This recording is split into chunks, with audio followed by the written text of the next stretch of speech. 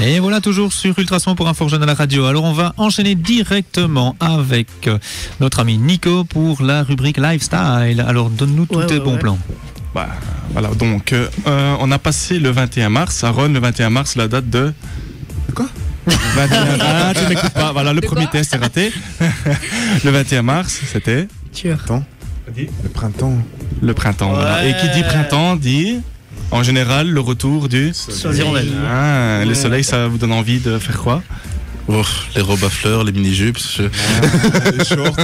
Les Bermudas, oui, c'est ça. Les Bermudas, les slash, les tongs. Tout ce qui a trait aux vacances, quoi. Donc, j'étais un petit peu là pour vous donner des bons plans, pour préparer vos vacances en toute tranquillité. Les grandes vacances. Les grandes vacances, oui, juillet-août, hein, donc après les examens fatidiques. Et donc, est-ce que vous savez plus ou moins le budget moyen d'un jeune pour ses vacances? 3,70 €. Je croyais que tu allais me dire 3000. 3,80 €. Je pensais que tu allais me dire 3070 €. 3070 €. Non, entre 100 et 200 €. 200 €? D'abord, à la mer du Nord avec 200 € pour un jeune pour toutes ses vacances. Ouais, c'est ça. Quand tu partir en vacances, par exemple, je prends l'exemple, un jeune veut partir 8 jours en vacances. Ah non, quel est son budget? Plus quand même. Moi, je dis son budget 600.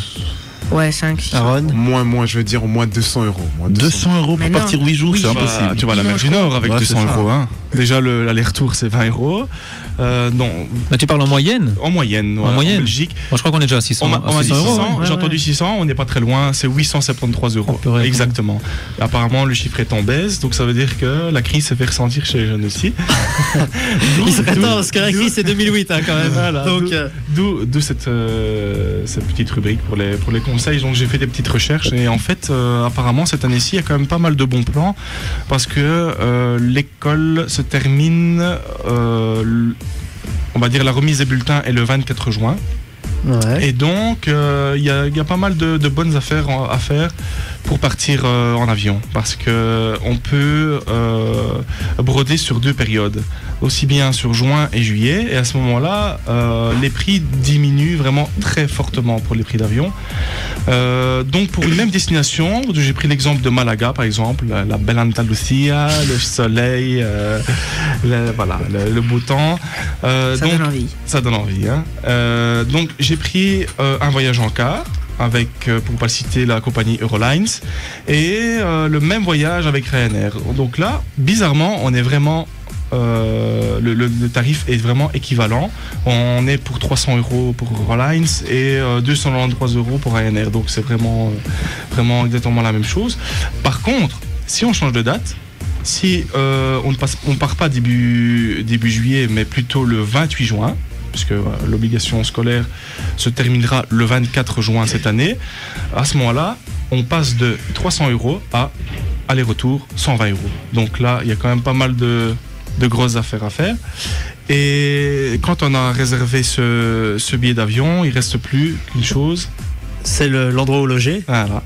Donc là, le petit conseil, c'est le site Airbnb. Franchement, il y a des grosses affaires, des beaux appartements avec piscine. Rappelle juste le concept de Airbnb. Voilà, donc Airbnb, donc c'est un partage de logements. Hein. Donc c'est par des exemple, particuliers qui. voilà, tout le monde rêve de venir en Belgique, donc de venir sur Nivelles. Si vous voulez louer votre bien, vous rendez-vous Tu loues sur toi-même. Airbnb. Voilà. Il y a une chambre à la MJ. Beau cote avec grande piscine dans le centre de Nivelles. Et, voilà, sûr et certain, il y aura pas mal de clients. Et, beau cote avec piscine, déjà ça, rien que ça. Voilà. Donc Airbnb, c'est vraiment le bon plan pour les vacances.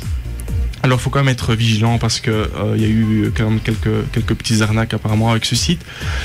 Donc, le conseil que je peux vous donner, donc légalement, le propriétaire peut vous demander des arts. Donc, on appelle ça c'est un acompte en fait. Hein. Le conseil que les professionnels donnent, c'est de ne pas excéder 10% de la réservation totale pour éviter les abus et les mauvaises surprises sur place. Mais voilà, sinon Airbnb reste un site super fiable. En général, vous regardez le nombre d'étoiles que l'évaluation donne et il n'y aura pas de surprise. Hein. Bon voilà, c'était 2-3 trucs. Vous partiriez vous chez un particulier au lieu de partir dans un hôtel ou Non. Moi je suis déjà parti en vacances dans une maison qu'on avait louée Un particulier. Maintenant, je pense que c'était une maison qu'il avait. Enfin, c'est pas là où il réside, donc c'est prévu pour quoi. Maintenant, si c'est là où quelqu'un vit de base, c'est un peu plus. En général, c'est plutôt des apparts ou des chambres ou vraiment des petits Airbnb. Il y a des maisons ou il y a aussi des maisons? Il y a des maisons. Ok. Il y a même des immeubles. Tu peux louer l'immeuble. Ah ouais, c'est très vaste comme site. Et toi, Brahim, tu pars en vacances cette année? Oui, normalement. Est-ce que tu vas? Un peu en Italie. Enfin, peut-être, hein, c'est pas sûr. Et normalement, comme chaque année au Maroc. Et Louis part à Hawaï, si j'ai bien compris, pour trouver un boulot avec les anges d'Aforgel. Non, je vais à Marseille. Je vais direct à la T'auras du source. savon, quoi. T'auras du savon. Si t'as pas de boulot, t'auras un petit savon. Et toi, Aaron, tu pars en vacances? Ouais, parce que c'est rare que je pars en vacances déjà. Et je vais aller à Rotterdam. À Rotterdam. Et pour quelle raison? Pourquoi Rotterdam? Et c'est vraiment les questions qui C'est quoi ces suspicions? Non. La vérité, c'est pour voir une amie et puis c'est tout.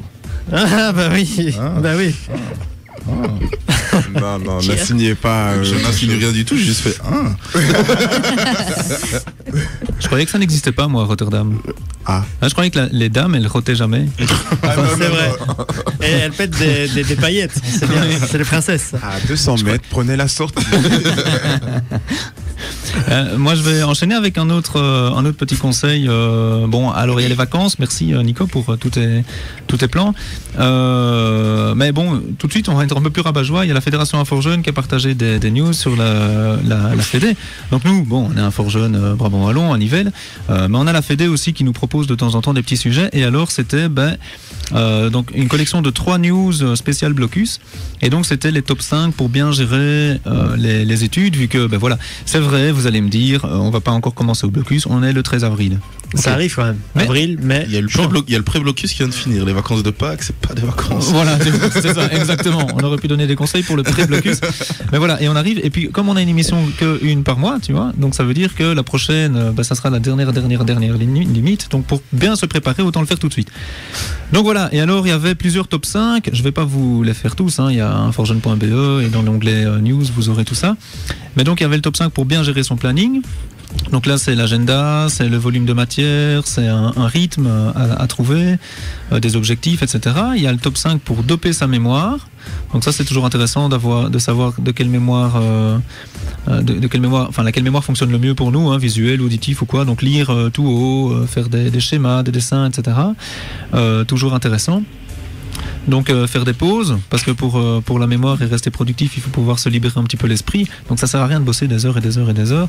On n'emmagasinera rien. Et alors le plus important aussi, c'est de se reposer après pour emmagasiner. Donc on a tous vu vice versa. Le dernier Pixar. Pour ceux qui ne l'ont pas vu, regardez-le avant votre blocus, comme ça va vous donner des petits trucs pour la mémoire à long terme. Mais en tout cas, moi voilà, les trucs on les connaît. Faut dormir, faut étudier, faut utiliser les couleurs, etc. Ici, moi je trouvais sympa que la Fédé ait fait le top 5 pour ceux en retard. Donc vous allez me dire, c'est super paradoxal, on est super tôt et on va parler pour ceux qui sont en retard, mais voilà, ça c'est les bons plans, donc pour ceux qui sont en retard. Alors le premier bon plan, c'est négocie pour avoir des synthèses de cours. Avec tes potes. Ok, avec des potes, des camarades. Facebook, ça marche très bien. Bon, ça. si on veut vous faire payer, dites non, parce qu'il paraît que ça existe, quoi. Donc non, on fait pas ça. On les demande et les plus généreux les prêteront. Alors, le deuxième plan, c'est étudier les questions des examens des années précédentes. Bah oui. Ça donne déjà une manière dont la matière pourrait être structurée par le prof. On fait ça à l'école. Voilà, donc parfait. Mais ici c'est pour le blocus, donc vous on vous aide encore beaucoup en secondaire. Donc là il y a vraiment un accompagnement qui se fait au niveau des blocus pour en tout cas les supérieurs ou quoi. Là il n'y a plus cet accompagnement qui se fait. Donc ici profite bien. Ouais, au niveau secondaire on vous donne tous les bons plans, mais le problème c'est qu'on les oublie. Donc voilà, ici on les rappelle pour ceux qui sont sans professeur derrière leur dos tout le temps pour augmenter les points. Donc étudier les questions des examens précédentes. Alors utiliser les ressources, donc les amis, les réseaux sociaux, famille, les profs, évidemment. Donc contacter tous ceux qui peuvent aider. Alors synthétiser, c'est bien d'avoir les synthèses des cours précédentes, mais il faut faire ses propres synthèses aussi parce que c'est très important de pouvoir structurer soi-même l'information qu'on doit étudier. Ça permet déjà rien qu'en l'écrivant de la retenir. Donc ça c'est super important de passer par l'écrit. Et alors après, c'est relativisé. Hein. Donc, ça sert à rien non plus de perdre les pédales.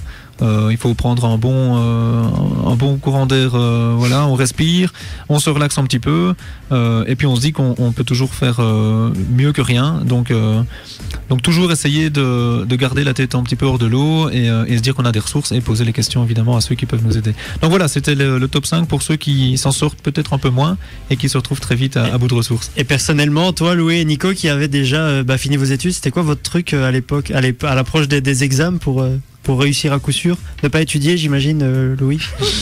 Mais prendre à la dernière minute. On va au talent. Mon bon plan pour réussir? Ouais, c'était quoi? En fait, je sais pas comment j'ai réussi. Ça s'est passé tout seul. On se le demande encore. La chance, non, c'est une astuce comme une autre. Non, franchement, c'est vrai que j'étudiais pas beaucoup, mais je passais toujours par l'écrit et je faisais des schémas. Et donc toujours, j'ai une mémoire super visuelle, donc ça marchait très très bien. Je synthétisais tout le temps tous mes cours. Tu visualisais bien les copions que tu avais. Ah ben, figure-toi que pendant mes secondaires, je m'amusais à faire des copions, mais j'essayais tellement de faire des copions super. Tu vois, je faisais des petits rouleaux dans les fluos là, avec les marques en histoire, et je mettais la date avec le truc et je mettais en trombone pour que ça tourne et pour voir. C'est préhistorique. J'ai fait des trucs de fou, t'imagines pas. Mais le truc, c'est que ça m'a pris tellement de temps pour faire ça que je connaissais toutes les réponses. J'avais plus besoin de les utiliser. Du coup, maintenant, c'est une autre technique. Maintenant, c'est les montres connectées, les iPhones, les tablettes. Non, maintenant, je continue à écrire, mais bon, voilà, je me dis qu'en écrivant les trucs, je les retiens, donc c'est bon. Et ça Voilà, écrire, tout simplement. Mais c'est vrai que ça rentre mieux en général quand on écrit. Après, il y a des gens qui ont effectivement une mémoire plus visuelle. Mémoire, Ou alors, il y avait un truc qu'on disait aussi quand j'étais à l'école, c'était d'enregistrer son cours avec un micro et après de se le repasser la nuit. Et inconsciemment, en dormant, tu te le repassais, inconsciemment, tu t'imprimais. Bon, je crois que j'ai essayé une fois, mais j'ai pas tenu parce que c'était embêtant d'avoir le casque sur les oreilles quand tu dormais. Donc, j'ai pas tenu. Donc, je ne sais pas si ça fonctionne, mais pas. Surtout quand il y avait du Iron Maiden entre les deux. Je mettais un peu de musique entre les deux. Voilà, avant de vous laisser avec Snake Hips, on a un petit coucou, on a un SMS, on l'a reçu et en fait c'est Valentine qui remet plein de bisous à son petit Brahim avec un smiley et des cœurs. Hein, Brahim, si tu nous écoutes. Parce qu'il est sur son téléphone. Oh là. Voilà, il lui répond, je crois. Le premier SMS sur la ligne là, c'est pour faire un petit coucou à Brahim. Donc voilà, c'est Valentine. Ok, merci. Voilà, merci Valentine pour ta réaction en direct. Voilà, donc on vous l'a dit, on va écouter Snake Hips avec All My Friends et on se retrouve tout de suite pour la suite d'Info Journal Radio.